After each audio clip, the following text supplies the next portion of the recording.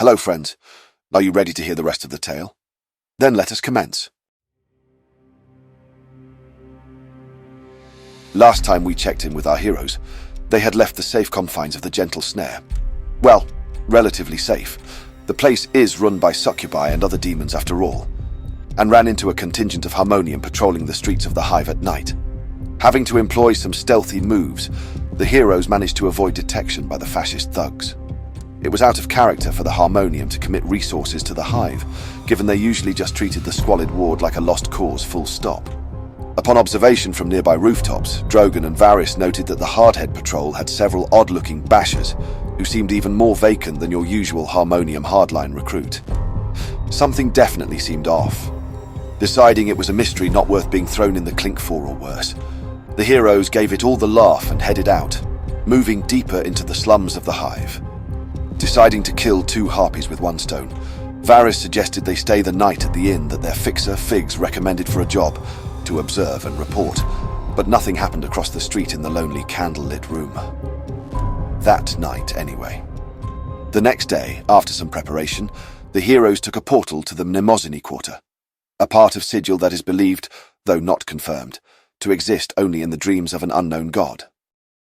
It's also believed by some to be a collective imagining from 5 or 6 beings ensconced around a table in another dimension. That's far-fetched even by Sigil standards.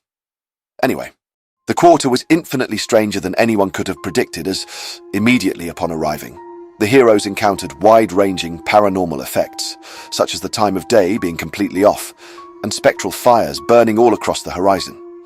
More disturbing, the citizens all seemed to be in some form of grotesque stasis, attached to a strange vein-like system that stretched across the quarter, but seeming to head toward the fortress at the center of it, the Scarred Redoubt.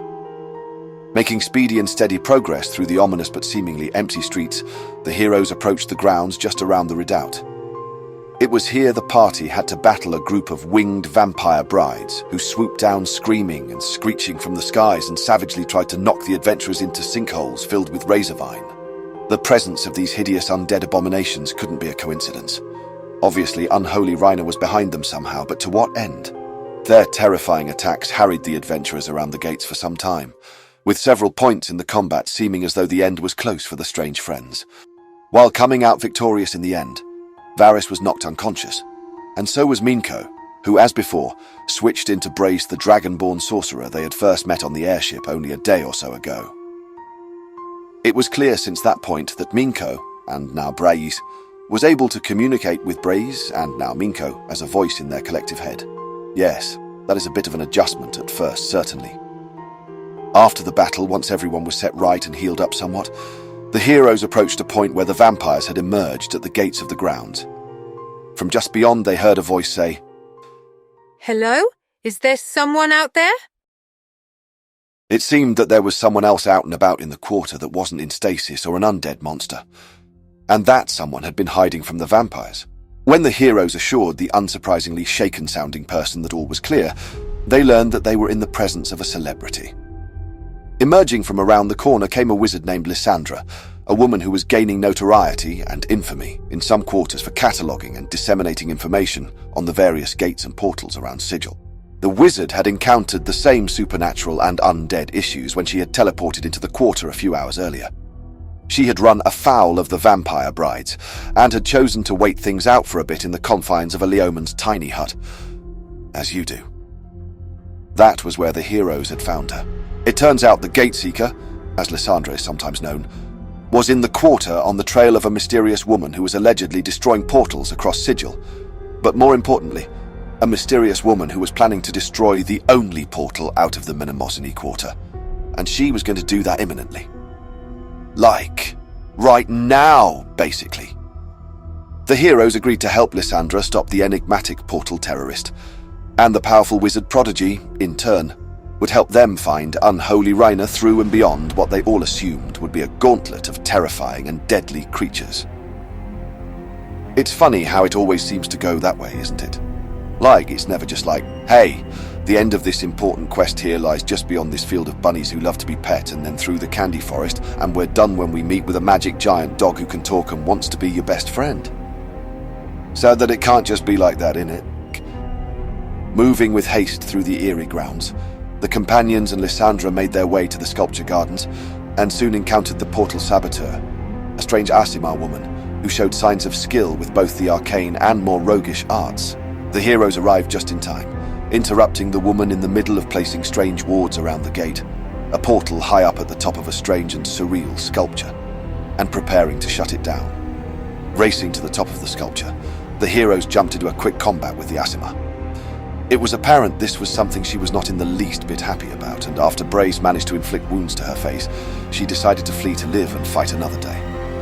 I'm more than absolutely sure that's the last we'll ever hear about her, and that whatever it was she wanted to do to the gates or to Sigil or to the fabric of the multiverse is definitely not going to come up again. Yes, definitely not.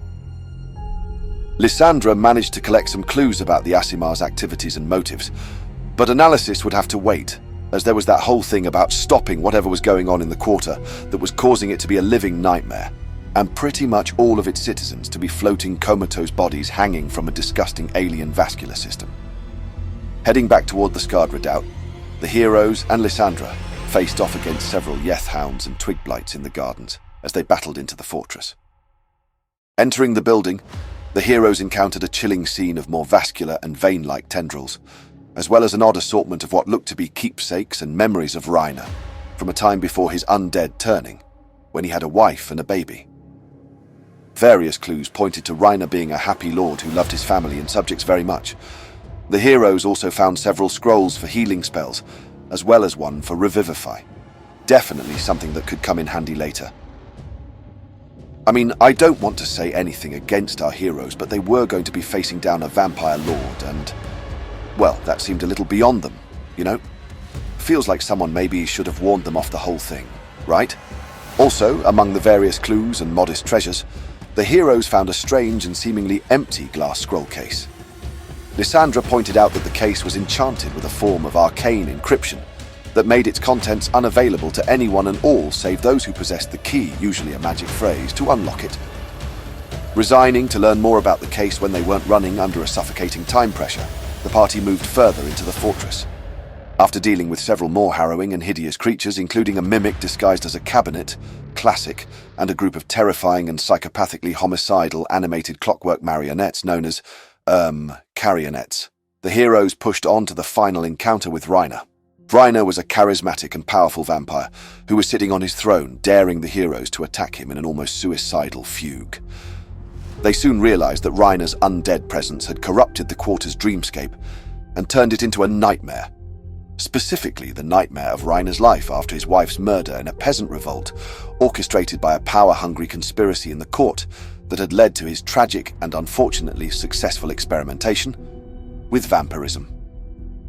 Using their wits, Brace's persuasion and Varys's deftly ingenious use of the Revivify scroll they found, the heroes managed to avoid a battle with the entrapped vampire, revivifying the dream vision of his wife, and allowing Reiner the doom the vampire lord desired. That doom, of course, was death, so it wasn't the happiest of endings, was it? I mean, that's not happy at all, really. Reiner died just like his wife and baby. Yeah, that's somewhat of a bummer, innit? Well, I mean, at least our friends made it out, right? That's happy. And that Lysandra too, I like her. I do. She's one of the good ones. Oh, and they saved all the people in the Memazini quarter too. Yes, there's that. That's definitely happy. Downright heroic even. Yeah, okay then. Saying their goodbyes to Lysandra, who would be staying behind to investigate further into the enigmatic portal terrorists' failed attack on the gate, the heroes headed back to Sigil and another night at the room. Once again, nothing happened. Although Varys sent his bat to investigate the room, finding it to be just that, a simple, lonely, candlelit room. With the mystery of Reiner's whereabouts and fate discovered, the heroes returned to their friends from the Bloodline who were now at a vampire bar/social club known as the Black Masquerade, pronounced Masker Odd. After receiving payment from Titian and a reminder that more work was on offer from the Bloodline, our heroes decided to start looking into just what happened to them that they ended up in those tanks on an airship bound for gods knows where, back at the beginning of our story. But, sadly for now, I think that's a tale we'll have to wait to tell until next time we meet, my friends.